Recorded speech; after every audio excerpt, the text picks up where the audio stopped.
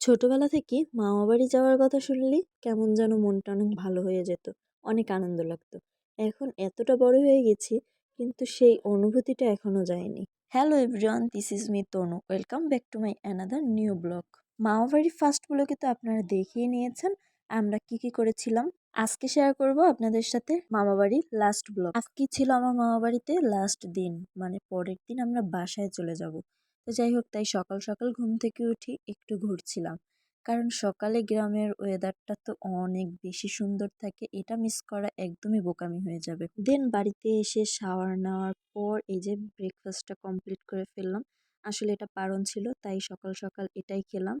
তারপর এই যে রোদ পোহাতে বসছিলাম, সবাই মিলে আড্ডা দিচ্ছিলাম, তার মধ্যে মামা চলে আসলো। দেন আবার চলে গেল, আর আমরা একটু বের হলাম ঘোরাঘুরি করতে। আসলে যাচ্ছিলাম পানের বরে পান আনতে। তো এখানে এসে দেখছি পানের বরে কোনো লোকই নেই। ডাকাডাকি করার পর দেখলাম পানের বরে কোনো লোকের আওয়াজ পাওয়া যাচ্ছে না। আর এই যে পাশেই দেখছি এই যে মিনি বসে আছে। আসলে এটা এই বাড়ির মনে হয়, জানি না ঠিক, তবে ও যে এভাবে বসেছিল এটা দেখে আসলে খুবই মানে মজা লাগছিল। খুব সুন্দরভাবে একটা পোস্ট নিচ্ছিল। দেন চারদিকটা আমি একটু ভিডিও করে নিচ্ছিলাম, কারণ গ্রামের পরিবেশ আসলে অনেক বেশি সুন্দর, আর গ্রামের প্রকৃতিও বেশ অনেক বেশি সুন্দর, যেটা আমার খুব বেশি ভালো লাগে। আর যারা আমার ভিডিও দেখেন তারা তো জানেন যে আমি শহরে থাকি, তাই আসলে গ্রামটাকে অনেক বেশি মিস করি। আর গ্রামের সব কিছুই আমার কাছে কেমন যেন অনেক বেশি ভালো লাগে। তো তারপর এই তো গাছে দেখছিলাম একটা ফুল ফুটেছে, আর এটা হয়তো দেশি গোলাপ, আমি আসলে ঠিক জানি না, তবে ফুলটা আমার কাছে বেশ অনেক ভালো লাগছে, তাই ছিললাম ফুলটা। আর সাথে ভিডিও ক্যাপচার, ফটোশুট সব কিছুই করে নিলাম। ফুলটা আসলে অনেক বেশি সুন্দর, তাই না বলুন? আপনারা যারা যারা এই ফুলটার নাম জানেন তারা কিন্তু অবশ্যই আমাকে কমেন্টস করে জানাবেন। আর এই ফুলটা তুলতে গিয়ে আমার পুরো বেহাল অবস্থা হয়ে যাচ্ছিল, আমি পুকুরি পড়ে যাচ্ছিলাম, আমি সাঁতারও জানতাম না ঠিকভাবে না, একদমই জানতাম না। তো আমার অবস্থাটা কি হতো বলুন তো? তো যাই হোক, এরপর এই যে বিকেলে ঘুরতে বেরিয়েছিলাম। আর গজনীর দিকের ভিডিও তো আপনাদের সাথে আমি শেয়ার করেছি। ভিডিওটা যদি কেউ না দেখে থাকেন তাহলে অবশ্যই গিয়ে দেখে আসবেন। ওখান থেকে আসার পথে ছোটখাটো ক্লিপস নিয়েছিলাম, সেগুলোই জাস্ট শেয়ার করা।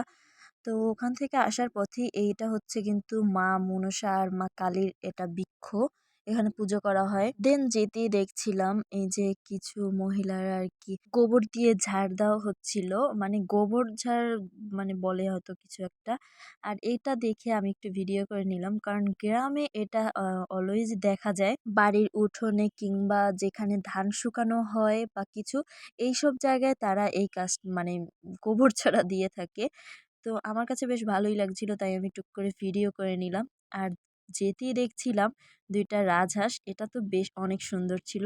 আর এই দেখুন কত বছরের পুরনো একটা বাড়ি। আর একটা বিশেষ জিনিস, চলুন দেখে আসি। বিশেষ জিনিস এই যে দেখুন বাঁশের উপর থেকে হাঁটছি, এটা আমি আমার লাইফের ফার্স্ট টাইম ট্রাই করলাম।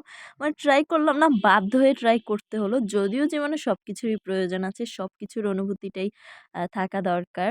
আর আমি বেশ অবাক হয়ে গিয়েছিলাম এটা পার হতে গিয়ে। আমি খুব বেশি খুশি হচ্ছিলাম, আমার একটু ভয়ও লাগছিল। এটাকে মেবি হাক্কা বলা হয়, আবার অনেকে হয়তো চারও বলে থাকতে পারে। বাসায় আসার পর এই যে দিদুন আর বোন এরা চালের গুঁড়ি করছিল, বিকজ রাতে চালের রুটি আর সাথে হাঁসের মাংস।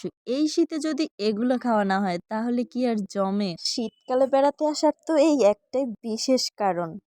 আর তারপর সাথে এই যে আমি পাটিসাপটা পিঠা ভালো খাই, এর জন্য আমার জন্য পাটিসাপটা পিঠাও বানানো হয়েছে। খেতে বেশ টেস্টি টেস্টি ছিল। আর সাথে এই যে মা রুটি বেলছিল, চালের রুটি। এটা বেলতে গাইজ অনেক বেশি কষ্ট, আমি ট্রাই করেছিলাম বাট আমার হচ্ছিলই না একদম।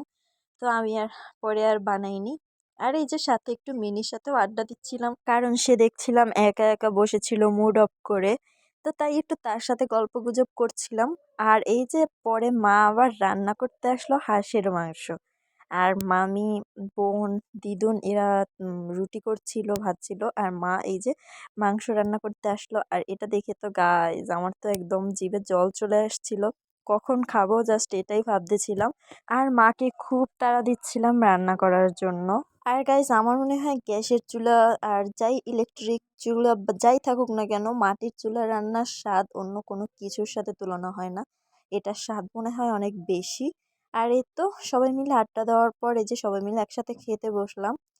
আর এত টেস্ট ছিল কি বলবো, এখন ভয়েস দিতে গিয়েও আমার বেশ লোভ লাগছিল, মানে খেতে ইচ্ছে করছিল। সবাই একসাথে খাওয়ার মজাটাই কিন্তু আলাদা, তাই না বলুন? আর সবাই খাচ্ছিলাম আর গল্প করছিলাম, বেশ এই কয়দিন অনেক আনন্দেই ছিলাম। কিন্তু পরের দিন চলে যাব, তাই মনটাও একটু একটু খারাপ লাগছিল, কারণ এই আড্ডাগুলো অনেক বেশি মিস করব। যাই হোক, কিছুই করার নেই, যেতে তো হবে। আজকের ভিডিওটি ছিল আমার এই পর্যন্তই। যদি ভালো লেগে থাকে তাহলে অবশ্যই do like, comment and share. আর যদি ইউটিউব থেকে দেখে থাকেন তাহলে অবশ্যই সাথে সাথে একটা লাইক আর সাবস্ক্রাইব করতে ভুলবেন না কিন্তু। Thanks for watching, bye bye.